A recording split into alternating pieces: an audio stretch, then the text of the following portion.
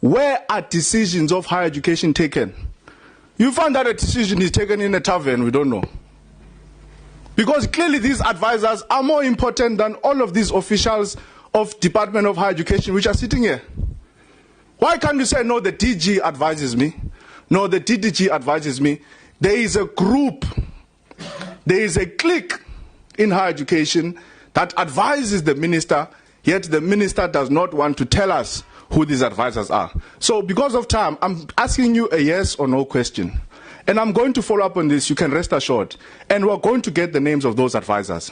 I just want, at least on record, to get an understanding from you so that I can move on to the next question. Are you willing to tell us who are these people that advise you to make appointments to SETAs, to make appointments in NSFAS, to make appointments to universities, to make appointments at TVET colleges? Yes or no? So that I can move on to the next question. Thank you, Minister. I think we need to understand that even with the system of the judges in South Africa, they do have assessors, private assessors who Chairperson. Listen, I'm still responding to the question. I'm not going to respond to yes or no. I'm not in court. No, this is not a court. I'm not in court. I'm not going to respond in yes or no. Chairperson, you advised the minister on the issue of time. Yeah. I simply want to understand if the minister is willing to tell us the panel. If she's not willing to, she must say, I don't want to tell you who advises me. And then I've got a mechanism to find out who advises her. And I'm going to find out who's advising her.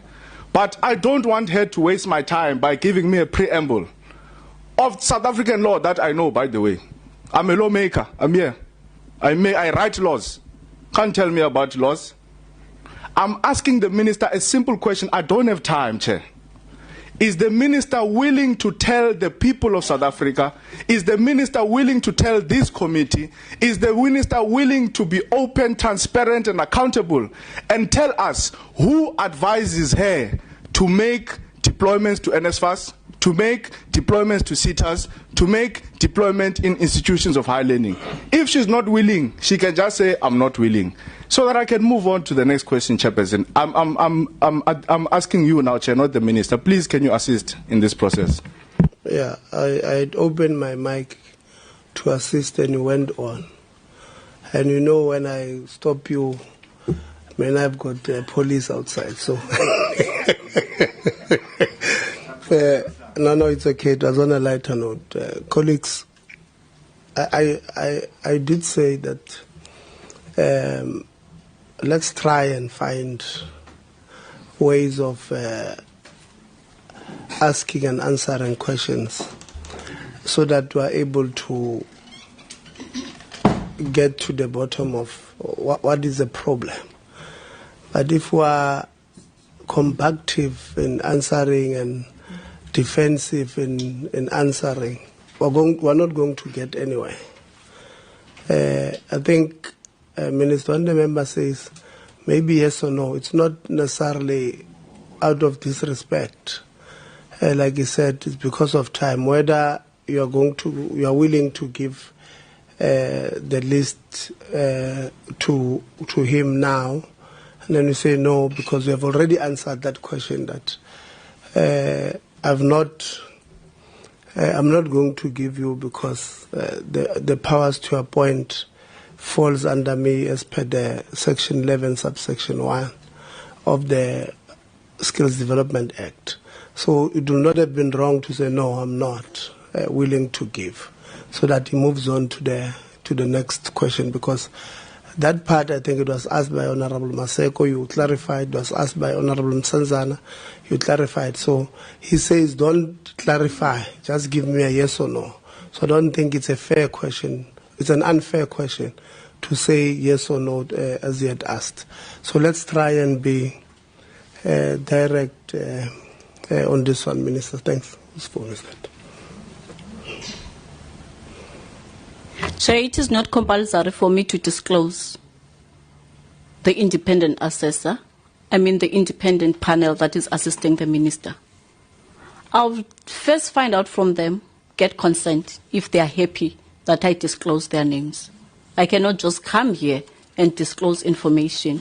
I need to comply with the relevant legislation. I'm not going to respond to yes or no, unfortunately. Yeah, I'm going to give you an ambulance. I think I'm happy with the answer what you say, because earlier on you had indicated that these people, you are not paying them, and therefore you may need to get their consent on whether to make their names public. That answer, I think, it's fair to say, because I don't have, if we were paying them through the state, then I would say, then you don't need that consent. But you are not; they are volunteering. So I take the answer that says that I'm not at liberty to disclose now. I'll get a consent and come back.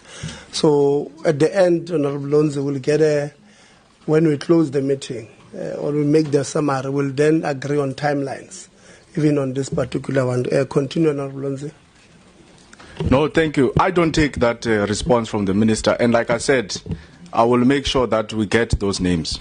Because even if we're not paying these people are exercising public power. Because they've got influence on the minister. They advise the minister who to appoint in NSFAS, who to appoint in SITAs. They advise the minister how public money is spent. And clearly the minister takes them very seriously, because she says to us, I listen to this independent panel. So we're going to follow up on that, but in the interest of time, we'll quickly move on.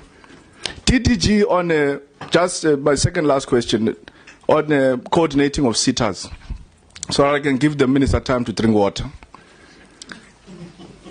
Now, are you aware, and let's try to do this one quickly, TDG.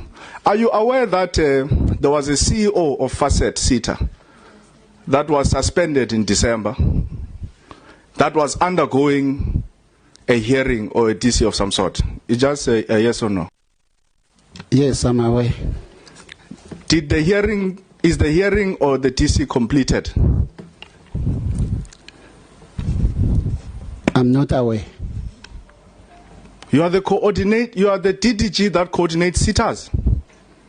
You are not aware that a CEO is suspended, and you are not aware that the DC or the hearing has been completed? Really? Chairperson, can I respond to that? I'm aware that the CEO was suspended.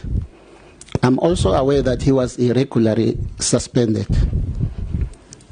The SITA CEOs are appointed by the minister,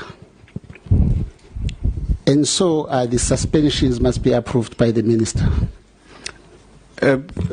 Just to come in here, you said to me you are aware that the person is suspended. You are aware that there was a DC. Now, how do you determine that the suspension is irregular if you have not allowed the process to conclude? Because you can't... Hold on, Honorable Lonzi. Okay. Please. Let's not disrupt our meeting. Differently. Did you write to the entity and say, we believe that this suspension is irregular, therefore we're setting it aside? Yes. What process did you then follow as a department to establish whether or not this suspension was irregular, if you are not aware that the DC is complete or not complete? Through you, Chairperson, can I be allowed to clarify the process, how it unfolded? We are aware that the CEO has been suspended. We processed the issue of suspension. The department was notified about the CEO's suspension, but the notification was not in compliance with the legislation, because procedurally, since the CEOs are appointed by the minister, there is no accounting authority that has the power to suspend the CEO without the minister's consultation, concurrence, or approval. So in this case, the minister was notified the same day the CEO was suspended. That did not afford the minister the space and time to apply her mind with regards to the matter.